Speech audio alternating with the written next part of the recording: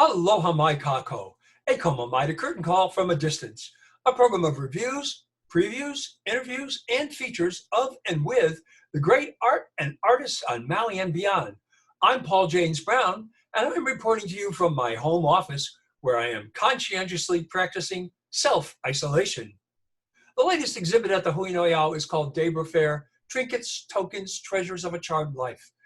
This is a show that brings smiles as well as viewer stimulation. With this exhibit, Deybra joined some pretty rare and distinguished company, including Shiggy Yamada, Dick Nelson, Kudra Clover, among the few artists who have given both Hui galleries to exhibit in. In fact, her work extends into the solarium, where the viewer will find an homage to Debra's paint jeans and an interactive maypole with prayer flag postcards. Since coming to Maui in 1980, she started out teaching classes at the Hui Noʻeau and doing puppet shows for children. Deybra has made a significant impact on the Maui art scene. This show gives the visitor the opportunity to see work that goes back to before she came to Maui. There is a drawing from when she was 4, and a painting from 1973, and another from 1975. Debra's work was described by Nida Bangerter, director of the Schaefer International Gallery of the Maui Arts and Cultural Center, in the exhibit brochure as, quote, "She forges new ideas in painting through the alchemy of imagination, whimsy, and vulnerability, punctuated by a chosen feminist lifestyle. She has encouraged our intimate faith in the beauty of discarded objects that she carefully reconstructs to tell new stories. Collectively, we protect her from falling off the edge as she continues to give us the gifts of her soul.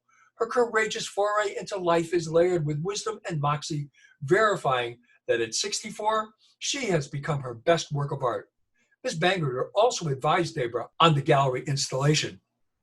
Judy Bruder, who was the juror for The Art of Trash, also assisted with the installation of the show and placement of the work. And Debra's oldest daughter, Melody Kerber, a former costume and makeup artist in Hollywood, who recently won first prize in the Art of Trash 2020 Trashin' Show, was responsible for cataloging and setting up all of the archival material in the back gallery. Debra's work is immediately recognizable, regardless of the media she works in, and she runs the gamut, from painting to sculpture to assemblages to installations to ceramics. Her style is completely unique and only hers. Both galleries are filled with delights for the senses and the intellect. Debra's work addresses serious subjects, such as domestic violence, sexual assault and harassment, as well as loss of love. Her ability to blend humor and wisdom with profound insight is unparalleled. When one enters the gallery, the viewer is greeted by tortured love. It is a poignant commentary on the pain that love causes. First, we see the blues. In the corner is the lower portion of a blue mannequin doing a headstand. Then there is a chair with a seat made from thorns. We get an insight into the difficulty of a life as an artist. A briefcase announces, quote, "We'll make art for food." A typewriter, remember them, has a sign above it with an arrow pointing to the left, intoning "nowhere." A pair of boots rests forlornly on a stool, and the frame of an umbrella becomes a carousel of hanging images with a bird, paintbrush, a star, scissors, and a spring, to mention a few of the hanging objects. Frida Kahlo was a major influence on Deybra, and there are 4 portraits of the great Mexican artist in this exhibit. Above the mantle is a large painting with a quote from entrepreneur, super salesman, and self-help guru Eugene Bell Jr. that interprets the quote in artistic terms. Deybra uses words in many of her works. Here is a mask entitled "Be Creative," and here is a word box.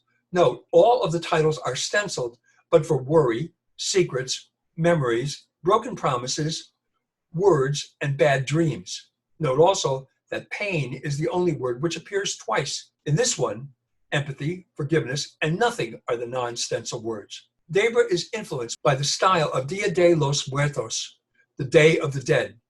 Here we see a bridal party in that style and a pirate. Deybra loves dogs. From puppets to sculptures, there are lots of dogs in this show. Dogs like you have never seen. Feminism is another theme in Debra's art.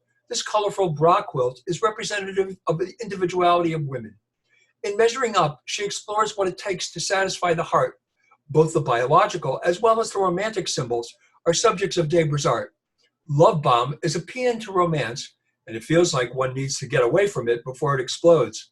Pinata of Love reminds us of the importance of art, while it suggests that life batters us as well as love. On the romantic image side, Deybra explores the complexity of love in Puzzled Heart and gets into the spirituality of Sufism in Sufi Heart. According to Martin Lings in his 1983 book, What is Sufism? It is a, quote, way and a means of striking a route through the narrow gate in the depth of the soul, out into the domain of the pure, arid, unimprisonable spirit, which itself opens out to the divinity. In 2009, Deybra was a featured artist in an exhibit entitled Fair Towers at the Schaefer International Gallery of the Maui Arts and Cultural Center. That show included towers in the shapes of houses, with board games, children's stories, and record albums.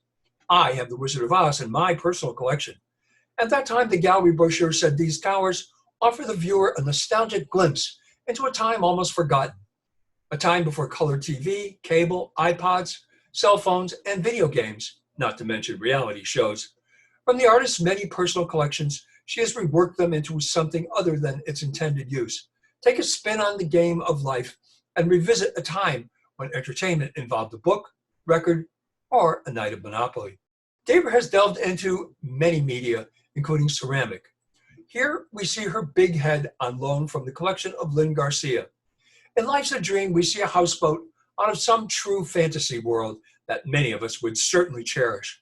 These self-portraits come from an exhibit at the Hui in 1995 entitled 40 Winks, celebrating Deybra's 40th year.